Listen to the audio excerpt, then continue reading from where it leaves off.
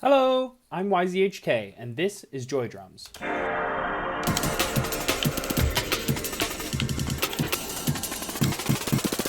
Joydrums lets you play music. What does it do exactly? It's basically like playing a beat pad and a loop pedal at the same time with a game controller.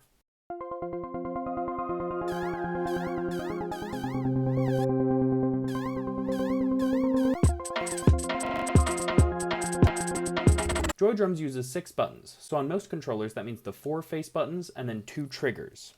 These play samples. Joydrums uses 2 analog sticks. These control beat repeaters, which loop over whatever audio is currently playing. Joydrums uses 2 extra buttons, the start and select buttons, for special controls we'll get into later.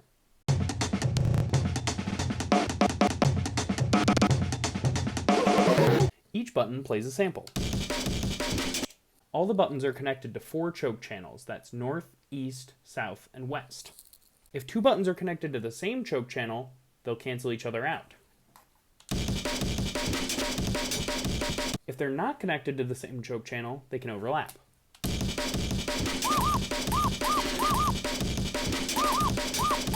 Every button has an editing menu. This can be found by clicking here in the tuning menu. Here you can set the start and stop points for the sample, change the direction it plays, change its volume, and set it to loop or only play once. Here's also where you change the choke channels. The direction controls can either be forward then backward, or backward and then forward. You can set the end point wherever you'd like and then drag the start point wherever you'd like, and it'll reverse itself automatically. Remember earlier when I mentioned the 2 special buttons? Start by itself kills all audio. Start plus a pad opens the editing menu for that pad. Select plus start quick opens the tuning menu, and select plus a pad reverses the audio that's currently playing.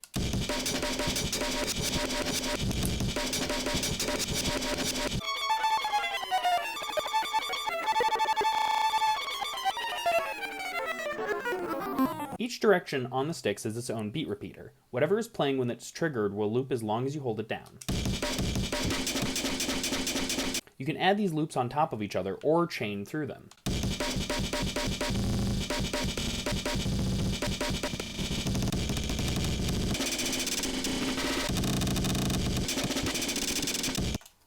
The length of these loops is determined by the time signature. You can change the numbers by dragging them up or down.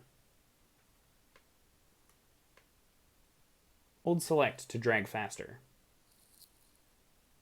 If you want boring time signatures, you can click the Q in the tuning menu. This will quantize your time signatures to standard time. You can make the repeater tripletized by clicking the inner circle. Each repeater has 2 extra settings in the tuning menu, slip and spray. Slip will pitch the repeater up or down as it's held.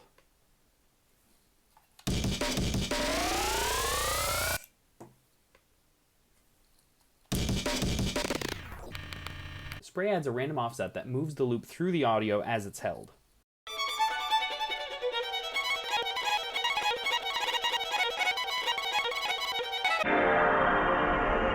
If you have the paid version of Joydrums, you can load in whatever samples you want. To load them in, simply drag and drop from your desktop. Or drag and drop them onto the editing menu for that pad. Joydrums comes with about 20 presets. You can load these presets by going to the More menu and clicking Load, or by pressing Command O on your keyboard. More on keyboard shortcuts in a bit. You can save your patch by either clicking Save, Save As, or by hitting Command S. Joydrums patches will persist if you close out, but make sure to save often and before you open another preset. So speaking of keyboard shortcuts, here's the complete list.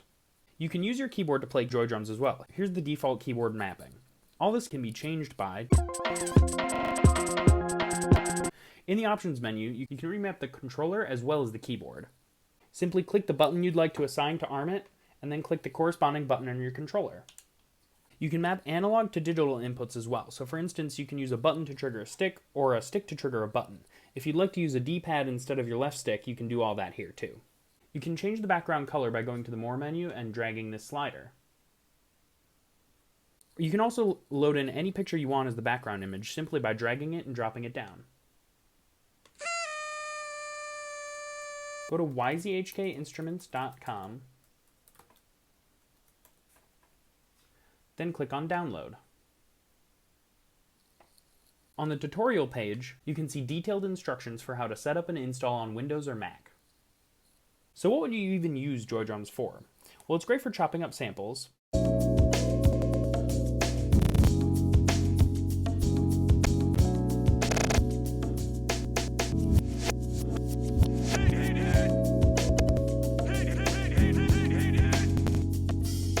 It can create some pretty unique experimental effects.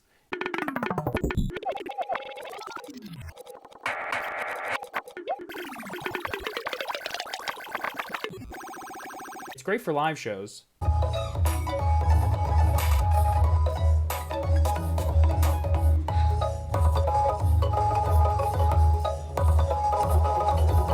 It works as a simple soundboard for streaming, and you can play joydrums while playing your favorite video games just to hear what it sounds like.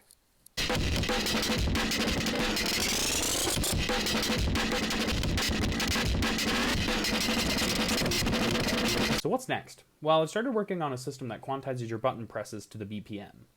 I've also started working on a recording button that'll allow you to export your performance. Both of these updates can be expected in early 2024.